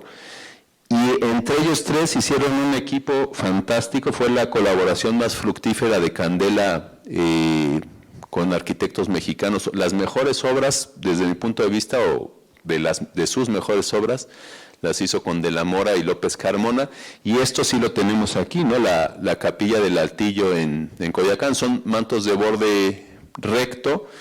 Supongo que todos ustedes conocen la capilla del Altillo, si no, pues agarran Avenida Universidad y desde la glorieta de Miguel Ángel de Quevedo hacia el norte, pues ahí entran a visitarlo. Es una belleza, es la primera capilla moderna en toda América, y me refiero a capilla moderna porque se adelantó al Concilio Vaticano II, y solo hay un ejemplo de capilla con altar al centro en Bolonia, una capilla previa, pero muy poco tiempo anterior, y desde luego no con las virtudes que tiene. Este es un romboide, en el eje corto del rombo apoya la parábola descendente, aquí está el apoyo del paraboloide, y la parábola ascendente vuela, o sea, está casi en cantilever, son 32 metros más o menos, y luego tiene aquí un elemento que es el tensor, que es un tensor disfrazado de cruz. Hacia el interior, Del Amor y Candela querían que quedara esto con vidrios transparentes y con los árboles de fondo, y los curas decidieron, bueno, los hermanos misioneros del Espíritu Santo, es una congregación mexicana pues muy potente y muy progresista, decidieron hacer un concurso para cerrarlo con vitrales. Hubo una especie de polémica, insisto, Del Amor y Candela querían que se quedara con vidrios transparentes para ver desde dentro hacia afuera, pero también para ver desde fuera hacia adentro. El que inclinó la balanza hacia la propuesta de hacer un vitral fue Luis Barragán. Luis Barragán dijo que eso no era un mirador, que eso era un lugar de recogimiento y de meditación, y entonces se hizo un concurso anónimo, se presentaron propuestas, se sabe que Chucho Reyes, Rufino Tamayo presentaron propuestas, y el que ganó fue una mujer, Kitsia Hoffmann, que era la esposa de Herbert Hoffmann, un escultor alemán que había trabajado con De la Mora en Monterrey, en la Purísima de Monterrey, y que es el que hizo las esculturas, bueno, la escultura y el Via Crucis que hay ahí en el altillo son de Herbert Hoffmann, y Kitsia Hoffmann, su esposa, fue la que ganó el concurso, que es muy bonito, el vitral es precioso, representa a la paloma, ¿no? Tiene unas flamas rojas que son los 12 apóstoles, etcétera, la paloma del Espíritu Santo, quiero decir. Y el tema es que por fuera el vitral se convierte en un elemento opaco, ya no puedes ver el interior, se pierde la visión del cascarón tan ligero, ya no te das cuenta desde el exterior de esa belleza. Esto que les acabo de decir nos lo contó López Carmona, fuimos a una visita y nos dijo, es que aquí lo que queríamos era que se viera el cascarón, y el vitral mata esa perspectiva. Lo bonito del interior, bueno, es precioso el interior, y eso es característica de casi todos los cascarones. Lo bonito es que queda la huella de la cimbra. La cimbra se hacía con duela, o sea, con madera delgada y larga, y sí, era la manera, son puras líneas rectas, ya lo pueden ver. Tiene algunos puntos en que se tienen que hacer estos ajustes, ¿no? Estas especies de cuñas para agarrar la geometría, pero la textura de la cimbra es como muy importante. Y Candela de la Mora, y decían que se debía pintar de claro, o sea, no dejarlo aparente el concreto, sino pintado de un color claro, en este caso blanco, como verán. Con De la Mora y López Carmona, Candela calcula la iglesia de San José Obrero en Monterrey, que es el mismo principio, bueno, más o menos, de cascarones de borde recto, pero en este caso son 2, y hay 55 metros de punta a punta. Pero el mismo principio, aquí en lugar de ese tensor, se sujetan de un lado por medio de esta estructura, ¿no? que permitía que entrara luz al interior, y luego el voladizo hacia la punta. Ahí se ve ya, recién terminado, y luego pues otra vez, aquí lo cerraron, ahí al fondo el Cerro de la Silla, ¿no? Casi haciendo juego y este es el interior. Pero regresamos a Coyoacán porque un solo paraboloide de borde recto, 2 ahí en Monterrey y 3 aquí en Coyoacán otra vez. más o menos debe haber unos 400 metros o medio kilómetro. Este es Francisco Sosa, nosotros ahorita estamos por aquí. Desde aquí se puede entrar al convento de San Vicente de Paúl, pero ya la entrada oficial está desde Miguel Ángel de Quevedo, por la primera cerrada del Pedregal, unas callecitas, y uno puede entrar aquí del Altillo, ¿no? Aquí está la glorieta de Miguel Ángel de Quevedo, aquí la entrada al Altillo. Y aquí, pues la que creo yo una de mis obras favoritas, ¿no? En este caso ya son 3 cascarones de borde recto, más pequeñitos, pero con una estrategia de, digamos, de funcionamiento en común, ¿no? Casi solidario entre las 3, agarradas por esta estructurita metálica. Y bueno, 3, otra vez capilla al centro y 3 zonas muy bien diferenciadas. La de las monjas de San Vicente de Paúl, antes monjas de clausura, pero ahora son bastante abiertas. Aquí es el lugar de las monjas. Este ala, por aquí, uno puede entrar y es el lugar, digamos, del público que llega por este costado. Y esta ala hay una casa de ancianas, un asilo de ancianas, mujeres, en esta parte de aquí, y ellas entran y ocupan esta parte de la capilla, y el altar está un poco arriba. Ha variado, ha cambiado algunas cosas, pero lo interesante es que la cubierta está inspirada en las cofias que utilizaban las monjas de San Vicente, que eran estas cosas como, bueno, aquí a lo mejor hay varios que se acuerdan de La novicia voladora, que era un programa de tele, ¿no?, que salía volando con estas cosas. En eso se inspiró Enrique de la Mora. La verdad es que Enrique de la Mora era un arquitecto muy talentoso, y López Carmona y Candela tenían esa capacidad de volcar, ¿no?, las ideas y convertirlas en realidad. Miren, la cofia de la monja admirando su cofia mega, ¿no? Y estas son fotos tomadas antes de que Andrés López hiciera la restauración de la cubierta y del vitral de esta estructura. Si se dan cuenta, la estructura era muy delgadita. Cuando yo la conocí, pues era muy gorda porque le habían tenido que ir poniendo capas de sellador para evitar que se colara el agua.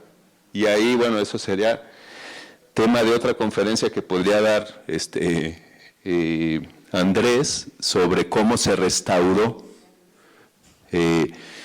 Esta foto sacada de una revista norteamericana que se llama Holiday. Aquí está Enrique de la Mora y Félix Candela. Enrique le decían el pelón de la Mora, quién sabe por qué, pero era su mote. Y luego ven lo ligerita que era la estructura, que por cierto el vitral es también de Kitsia Hoffman. Ese vitral lo bajó completo Andrés, lo restauraron en piso y lo volvieron a colocar, y actualmente ha recuperado esa ligereza. En 1961, 2 años después de que terminó la capilla de San Vicente de Paúl, Candela recibió el premio Auguste Perret. Era el premio más importante que daba la Unión Internacional de Arquitectos cada 3 años a un arquitecto destacado. Sería el equivalente actual al premio Pritzker, ¿no? El Pritzker actualmente es la especie del Nobel de Arquitectura, y se da a arquitectos o arquitectas cada año. Aquí cada 3 años en el Congreso de la Unión Internacional de Arquitectos se daba el premio. Se dio en 1961, y el Ateneo Español de México, sigue funcionando, una institución fundada por exiliados españoles en 1949 para mantener la historia del exilio, le hizo un homenaje a Candela, y ahí Arturo Sáenz de la Calzada presentó un discurso. Estos los encontré en manuscritos en Princeton. El discurso de Arturo Sáenz de la Calzada, su compañero de exilio, y el discurso del propio Candela. Entonces Sáenz de la Calzada decía: sería vano tratar de conjeturar lo que pudiera haber sido la obra de Candela si la inmensa y dolorosa tragedia de nuestra guerra no hubiera dado un sesgo inesperado al curso de su vida. En México han transcurrido sus años más prolíficos y decisivos, más ricos de aventura espiritual y más densos en descubrimiento y creación. Y luego el propio Candela decía esto: se ha vuelto muy difícil para nosotros saber lo que somos. Por una especie de rutina nos seguimos creyendo españoles, pero llevamos a México metido en el alma. Pasamos súbitamente de la guerra entre hermanos, guerra civil españoles, a la fraterna paz de México.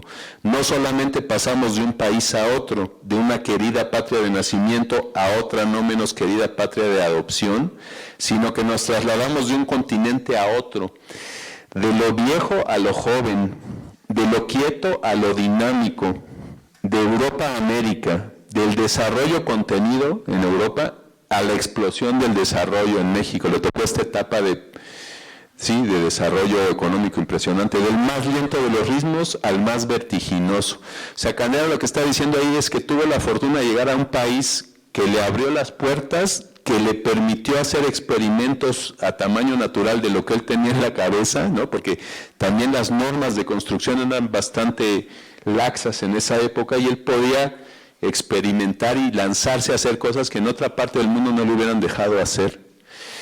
Y bueno, nos vamos a ir a Xochimilco, a la más, solo para ver la obra quizá más famosa de Candela, que es el restaurante Los Manantiales de Xochimilco, un restaurante que se quemó se fundó en 1938, cuando Candela estaba en guerra. Eran unas cabañas de madera que se quemaron en 1957, y en el 58 le encargaron a Joaquín Álvarez Ordóñez, un arquitecto que acaba de cumplir 90 años y que nos ha contado muchas cosas de esto, pues le encargaron un restaurante, un edificio que no se quemara, y él pensó en un cascarón de concreto, pensó en Candela, y diseñaron esta joya, que es una flor de 8 pétalos, es un cuadrado de 30 metros, otro cuadrado girado a 45 grados, y esos, digamos, en la intersección están los 8 apoyos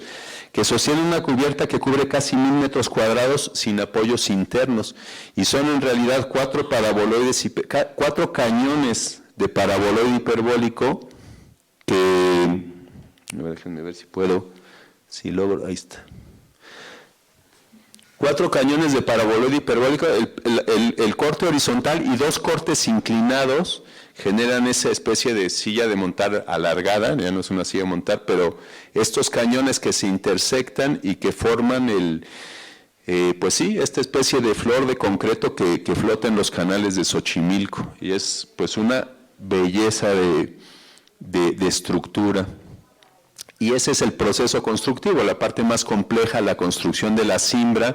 Candela siempre le daba mucho crédito a sus maestros carpinteros, a don Lucio y don Lupe, y bueno, una vez hecha la cimbra ya era bastante fácil colocar el armado, varilla de 3/8, muy delgadita, y luego colar, y el colado lo hacía con un ejército de albañiles. Con una pequeña revolvedora de concreto iban llenando botes y subiendo botes de concreto, o sea, y luego vertiéndolo y poco a poco cubriendo ese gran cascarón, ¿no? Acabándolo ahí pues de manera como muy empírica, y hasta que desimbraba. Y en ese momento Candela decía: yo ya acabé, señor Álvarez Ordóñez, ahí está su cascarón, y Álvarez Ordóñez se rompía la cabeza viendo cómo le metía a los baños la cocina, ¿no? Para no distorsionar, o distorsionar lo menos posible la belleza de la cubierta. Ven el modelo de los coches, ¿no? Estamos hablando de 1958. Y vean el edificio que hizo Álvarez Ordóñez, un costado, un edificio de estructura metálica de 2 niveles, abajo cocina y baños, arriba una especie de extensión del restaurante, el lugar donde se ponía la orquesta para tocar, etcétera. Se volvió muy famoso el restaurante, y hace unos años, bueno, ya esto fue en enero de 2016, The Guardian, que es este periódico inglés que cada semana hace una especie de encuesta y habla de 10 best, lo que sea, ¿no? De 10 best restaurant, de 10 best movies, de 10 best bicycles, de 10 best concrete buildings, ¿no? Los 10 mejores edificios de concreto. No sé entre quiénes haya hecho la la encuesta, pero le dieron el primer lugar al Panteón de Roma. Pues una cúpula impresionante, más de 40 metros de diámetro, pero hecha por romanos con relleno de concreto. En realidad es una estructura nervada, o sea, son nervios de ladrillo y luego el concreto. En realidad donde está el concreto es en el relleno de la cúpula y en el relleno de los muros de apoyo, que son de 6 metros de ancho, y ahí está todo el concreto pobre, metido, trabajando solo a compresión. El segundo lugar se lo dieron al famoso arquitecto Le Corbusier, ¿no? La unidad de Marsella, que es muy famoso, un edificio pues, icónico de la arquitectura moderna, pero donde el concreto funciona pues solo como marcos rígidos, no tiene ningún chiste. Y el tercer lugar se lo dieron a los manantiales. Cuando uno analiza esto, en realidad, donde realmente está mejor aprovechado el concreto, cubre más espacio con menos material, es en los manantiales de Xochimilco. Debería estar en primer lugar, desde mi punto de vista.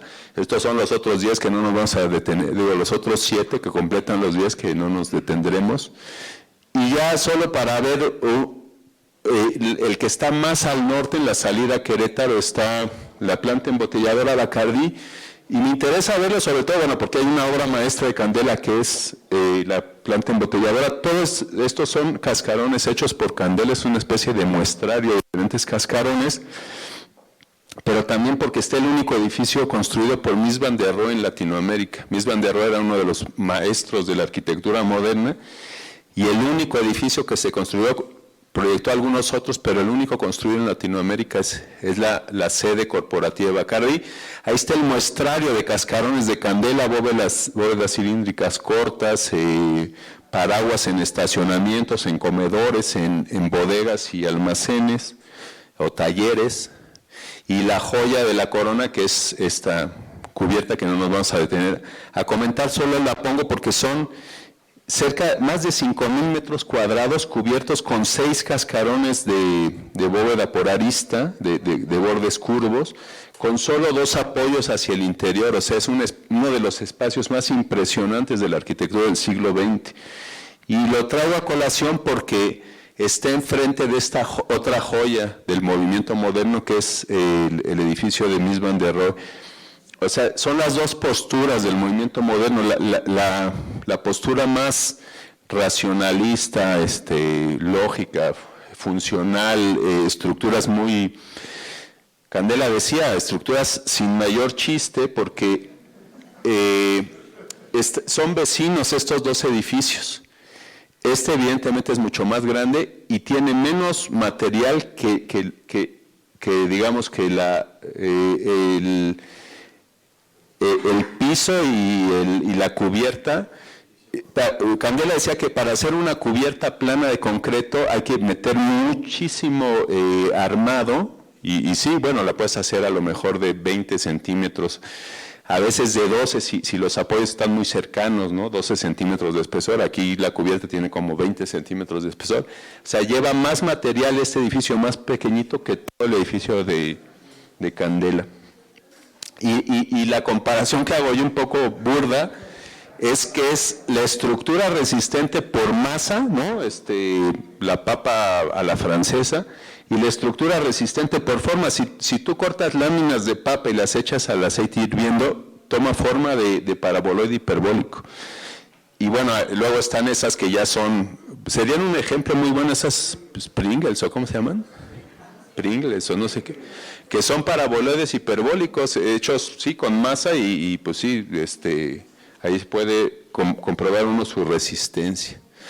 Y bueno, la última obra importante, Candela, que ya no es de concreto obviamente, pero son superficies de paraboloide hiperbólico que cubren la gran estructura metálica del Palacio de los Deportes.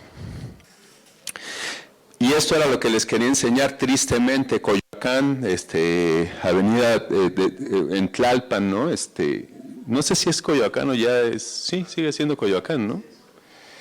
Estas eran los laboratorios Lebel. El acceso a laboratorios era una de las obras favoritas de Candela, ¿no? Con esta estructura. Esta foto está tomada en octubre de 2005 y este en octubre de 2006, lo tiraron. ¿Por qué lo tiraron? ¿Qué iban a ampliar el edificio? ¿Qué iban a hacer ahí? Esto era una caseta de vigilancia y que marcaba el acceso. ¿Qué hicieron ahí? Otra caseta de vigilancia para marcar el acceso. Destruyeron una obra única para construir una obra que ni fu ni fa, ¿no? O sea, en fin. Ha pasado con muchas obras de Candela, quizá la mejor, a mí me parece que la más hermosa era esta cubierta en Acapulco, ¿no? Sobre la playa, en el Hotel Presidente de Acapulco, pues era simplemente una especie de palapa pétrea para tomarte una piña colada viendo el mar. No necesitaba cerramientos, que es uno de los problemas que tienen los cascarones cuando tienes que cerrarlos, ¿cómo le haces, no? El famoso Hotel Casino de la Selva en Cuernavaca, tiraron todos los cascarones, tiraron incluido el restaurante, y luego cuando vinieron era para hacer la Mega y el Costco, y los hermosos jardines los convirtieron en un estacionamiento.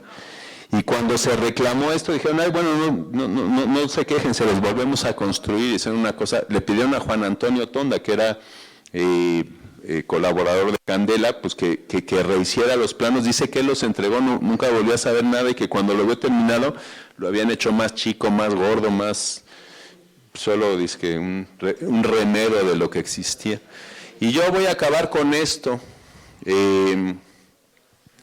Esta es la fábrica de trajes de Coyoacán. Ojalá consiguiéramos, Hilda, una visita. Bueno, tú la conoces, ¿no?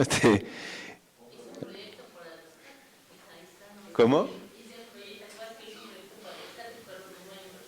Exacto.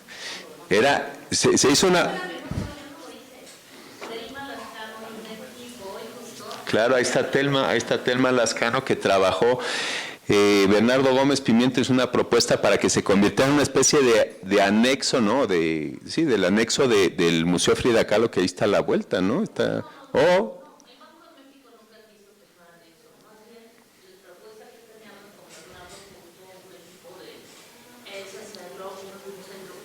Claro, es que sería ideal salvarlo. Es la portada de un libro de la Universidad de Princeton. Como les dije, la viuda de Candela entregó a la Universidad de Princeton lo que había dejado en su casa, y la Universidad de Princeton hizo uno de los mejores libros que se ha hecho sobre Candela. Hizo una exposición en 2008, estuvimos ahí el doctor Olive y yo, los dos de la facultad. Félix Candela, Engineer, Builder, Structural Artist, y la portada es nuestra fábrica de Coyoacán, que está ahora en peligro, miren, en venta. Y bueno, estamos temerosos de que podamos perder esta joya, ¿no? de la arquitectura.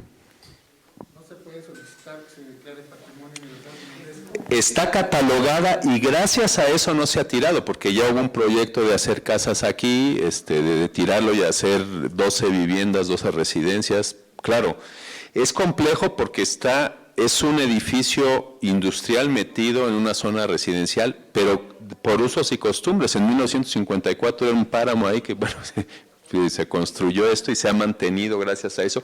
Está exactamente, si uno sale del Mercado Coyoacán y camina al Museo de Frida Kahlo, o a la inversa, por la calle Allende, pues pasas al lado. Entonces está en un sitio estupendo para hacer eso, o sea, sería ideal que fuera un centro cultural. Bueno, pues muchas gracias por su atención.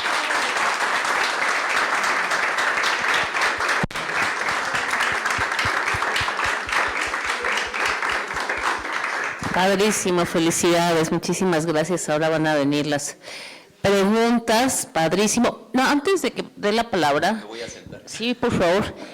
Quiero comentar que es muy importante, y aprovecho para invitar a Dino a hacer una exposición de Candela aquí, en esta casa, o al aire libre. Vamos a ver qué inventamos para el año que entra, es importantísimo. La otra es, ahorita que exponía a Dino, y estaba yo pensando en ese proyecto maravilloso que hicimos, que no se me había ocurrido antes, bueno, estábamos en COVID y eso, pero si alguien de ustedes tiene la iniciativa y lo quiere hacer, y mandan una carta a la Cámara, a la Comisión de Cultura de la Cámara de Diputados, otra a la Cámara de la Comisión de Cultura de la Cámara de Senadores y otra al señor alcalde, pidiendo que sea un centro cultural para el rescate, con un parrafito ahí que le pidamos aquí a Dino, eso a mí me sería un gran instrumento como cultura de Coyoacán para poder negociar. Entonces, cuando la manden,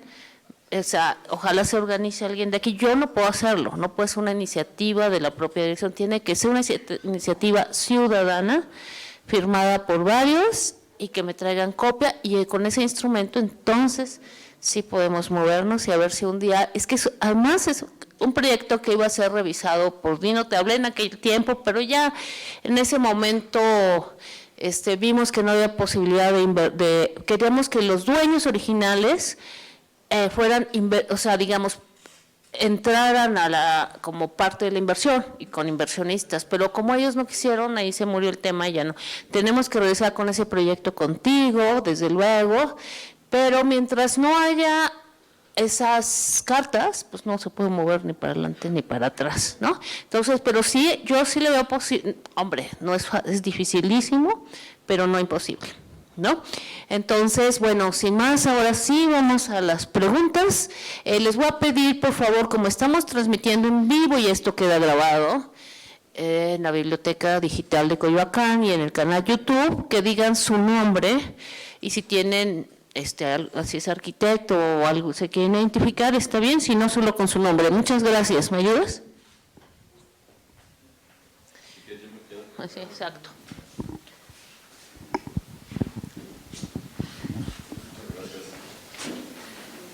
Creo que está apagado, ¿no? Bueno. Creo que está apagado. Bueno, ¿me escuchas así, no? Pero el chiste es que quede grabado. Que quede grabado, claro. Bueno. Ahora sí. Gracias. Muchas gracias por haberme invitado, Dino. Padrísimo tu presentación de Félix Cuevas.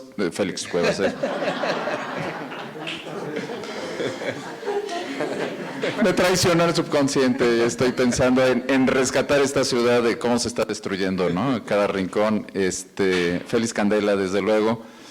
Siempre de cerca viendo tu obra, que es como el tercer hemisferio, ¿no? Así como nuestro celular es el tercer hemisferio, la memoria que es este tipo de trabajos.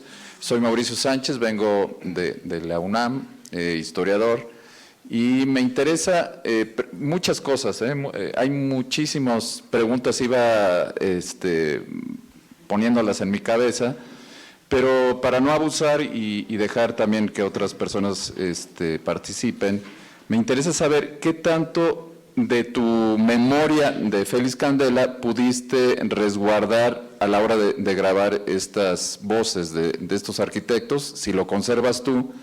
¿Qué tanto estás pensando también en heredar, por ejemplo, en el archivo de la voz, en el Instituto Mora, para que no solamente seas tú partícipe de este conocimiento, sino de futuras generaciones de historiadores o arquitectos, sociólogos o antropólogos de nuestra ciudad y de nuestro país? Es lamentable lo que está pasando. Yo acabo de ir, me voy a comprar trajes ahí a esta tienda y la última vez estaban súper oferta y le digo, bueno, pero ¿por qué están de oferta? Ya lo vamos a tirar ahora sí. Casi me echo ahí para defender este terruño, como otras partes bueno, lo que hicieron terrorífico ahí en el Casino de la Selva y así. ¿Por qué sucede esto? Pues porque no tenemos el conocimiento y no le agregamos este valor que tienen en sí mismas las obras. Si tuviéramos como en un panteón en Dinamarca que tiene, eso es llamar la atención, uno va caminando entre los pasillos de este panteón y tienen QR cada nicho, y entonces uno pone el teléfono y viene la información de lo que significa este edificio. A veces tenemos una plaquita por ahí que oculta la información que tú tan rico nos vas dando en contexto de cada uno de estos edificios. ¿Por qué no hacerlo? Y tratar de rescatar no solamente la obra de Candela. Félix Cuevas estaba pensándolo por Sáenz de la Calzada, que está la casa de Luis Buñuel a un paso, y que también porque de pura chiripa están ahí los Buñuel y los herederos, pero si no ya lo hubieran tirado y lo transforman en una tienda o en una cosa horrorosa. ¿De qué manera entonces hacer este tipo de rescate que sea convertido en algo útil para nuestros días? Pues hay mucho, está Sergio Nicolai, que es otro colega que ahí está trabajando en el rescate de este tipo de obras, y darle el sentido que nos decía nuestra compañera, ¿no? Un sentido cultural y no eminentemente y únicamente comercial. Entonces, bueno, nuevamente gracias, y si este material puede ser consultado, lo que has grabado. Gracias. Perdón, en la fonoteca, o sea, disculpa, pero en la fonoteca se puede hacer esas grabaciones, entregarlas ahí, cuando menos una copia. Tenemos la fonoteca aquí en Francisco Sosa. Sí. Muchas gracias por el comentario. Bueno, primero gracias a Mauricio Sánchez Menchero, que no lo dijo, pero es el director del CEICH, Centro de Investigaciones Interdisciplinarias en Ciencias y Humanidades de la UNAM. Fundamental esta idea de transdisciplina, digamos, que no seamos los arquitectos los que queremos salvar esta obra única, sino que sea, exacto, la sociedad. Hay mucho por qué salvarla, y esta y otras, ¿no? Pero sí, tienes razón, o sea, esta memoria es fundamental. De hecho, ahora que hablaste del Instituto Mora, pues ahí está Graciela de Garay, que tiene una increíble grabación de ella especialista en historia oral. Yo me inicié en esto de la historia oral, o sea, mis entrevistas las hice gracias a lo que me enseñó mi tía Concha, Concha Ruiz Funes, que era especialista en historia oral, y bueno, es toda una ciencia, ¿no?, de cómo hacer las entrevistas, etcétera. Y Graciela de Garay es la gran especialista, y tiene, y está, digamos, está se puede conseguir por internet la grabación. Ella fue a Raleigh, a Carolina del Norte, y le hizo una larguísima entrevista varios días a Candela, y también está en la nube. La mía yo la hice pues en un cassette y está ya digitalizada y la tenemos en el Archivo de Arquitectos Mexicanos, pero sí, o sea, hay que darla a conocer, efectivamente. La transcripción también está disponible, la transcripción de esa entrevista. Entonces, creo que lo importante es, o sea, uno no valora lo que tiene si no lo conoce. O sea, en Coyoacán nadie sabe que atrás de esos muros de ladrillo muy discretos y muy hermosos también está esto. Se han hecho varios proyectos, yo he dirigido varias tesis con esta idea de convertirlo en algo, ¿no? Centro cultural, la sede del Archivo de Arquitectos Mexicanos podría perfectamente estar ahí, el laboratorio de estructuras ligeras de la Facultad de Arquitectura. O sea, hay como muchas opciones por demás interesantes. Una casa, uno de los más bonitos es una especie, bueno, no sé si conocen el Centro de Artes de San Agustín Etla, que arrancó Toledo allá en una fábrica textil en Oaxaca, que es un lugar de residencias artísticas. Entonces, en la parte del terreno donde se vendían los trajes, ahí se puede construir un edificio, bueno, un elemento obviamente sensible y respetuoso con el contexto, donde pueda haber residencias de artistas. En fin, hay muchas opciones. Lo importante, creemos, es salvar pues esta joya oculta que tenemos ahí. También una joya menos oculta es el mercado, pero sí, casi nadie voltea a ver el techo del mercado, ¿no? Pero es una joya, o sea, nadie se preocupa.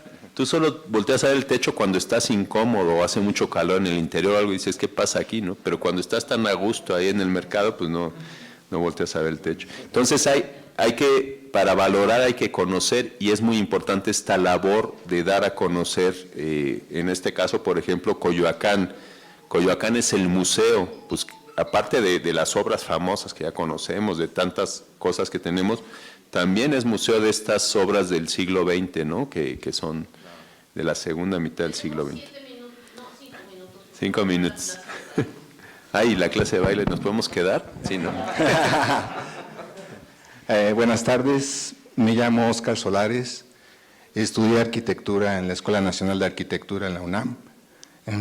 Coincido muy al principio, no soy arquitecto, no soy ingeniero, soy constructor. Coincido, totalmente. Recuerdo ahorita, y quiero recordarles a todos, hoy falleció, o ayer, Agustín Hernández, uno de nuestros arquitectos más prolíficos. Una de sus obras está aquí en Universidad y Río Churubusco, una concesionaria Chevrolet. Yo te quería preguntar, creo que hay 2 iglesias más, ¿no?, aquí, la que está en División del Norte y la entrada a lo que era antes el Museo Anahuacalli. Exactamente. Y no sé si también la que está en Jardín de las Rosas, que sí, también tiene ese tipo de estructuras. No sé si coincido, si son de Félix Candela. No, ahorita, qué bueno que dices eso, porque yo tendría que haber mostrado eso, pero me iba a alargar todavía más. No, tu presentación fue muy buena y creo que lo que dice Hilda acerca de estas cartas, hemos platicado Hilda y yo acerca de la posibilidad de hacer como una mesa, no una mesa redonda, sino coincidiendo con estas solicitudes ciudadanos. Habemos muchos, parece que los arquitectos se dan aquí en Coyoacán como los artistas. Exacto, y aquí levantamos otra piedra y hay un arquitecto. Y podríamos hacer como una pequeña petición o una gran petición, porque somos bastantes, y crear como un encuentro de arquitectos, restauradores, ingenieros, constructores, y elaborar las cartas para estas, y creo que Hilda nos podría llevar muy de la mano, y creo que ese encuentro que tú proponías, Hilda, hay que hacerlo. Muy bien. Sí, claro. Si le pasas de una vez el micrófono y ya contesto las 2 preguntas. De las iglesias. Sí, la de las iglesias, bueno, la voy contestando rapidísimo. Hay 4 iglesias en Coyoacán, y es más, por ahí hay alguna otra, pero hay 4 iglesias en las que son proyecto de Alberto González Pozo, que todavía vive, que ocupó la cátedra extraordinaria de Federico Mariscal el año pasado, hicimos una exposición, y esas 4 iglesias en orden cronológico son la Rosaleda, ¿no? ¿Cómo se llama? El Rosedal, ahí, que está hecha a base de paraguas. El primer paraguas lo hizo Candela y luego tuvieron un desencuentro, y a partir de ahí González Pozo trabajó con Juan Antonio Tonda. Y las otras, o sea, terminaron esa iglesia, es la iglesia de Nuestra Señora de Guadalupe en el Rosedal. Después hicieron la de Xotepingo, que es una belleza, la que le dicen el acordeón. Entren a esa iglesia porque es uno de los espacios más alucinantes que hay. Es bellísima. San Antonio de Padua, en Xotepingo. Está luego entrando hacia el Parque Asturias, hacia el Club Asturiano, está la del Reloj, la iglesia del Reloj, que es otra muy bonita, muy discreta. Y quizá la más vistosa y muy hermosa también es la de Coscomate, la Santa María de los Apóstoles, que está cerca del Estadio Azteca, y la vemos por el periférico, y ahora se ve por el segundo piso del periférico, porque ahora pasa por el segundo piso y ya la ves desde arriba. Y esas son esas. Sí, la última pregunta, sí. Gracias. Simplemente felicitarte, Dino, por tu maestría. ¿Tu nombre? Con el tema que nos acabas de dar. Soy José Gabriel Castro Garza, soy jefe del área de investigación de procesos teóricos históricos de la arquitectura y el urbanismo de la UAM Xochimilco. Por cierto, soy jefe de Alberto González Pozo, el que acaba de mencionar el arquitecto Dino. Y pues sin lugar a dudas nos queda muy claro que el trabajo del célebre Félix Candela apuntaló, ¿no?, cimentó de alguna forma el movimiento moderno y la arquitectura mexicana del siglo XX. Entonces, pues muchas gracias por tu ponencia y estamos a la hora. Gracias. Bueno, pues gracias a que nos escucharon en las redes sociales y porque nos acompañan para rescatar la memoria de Coyoacán. En 15 días tenemos la conferencia Miguel Ángel de Quevedo por Luz Emilia Aguilar Cincer, su nieta.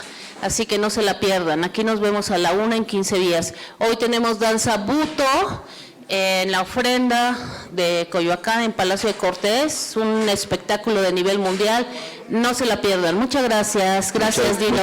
Gracias, Hilda Trujillo, y gracias a todos los que vinieron, todos y todas las que me acompañaron.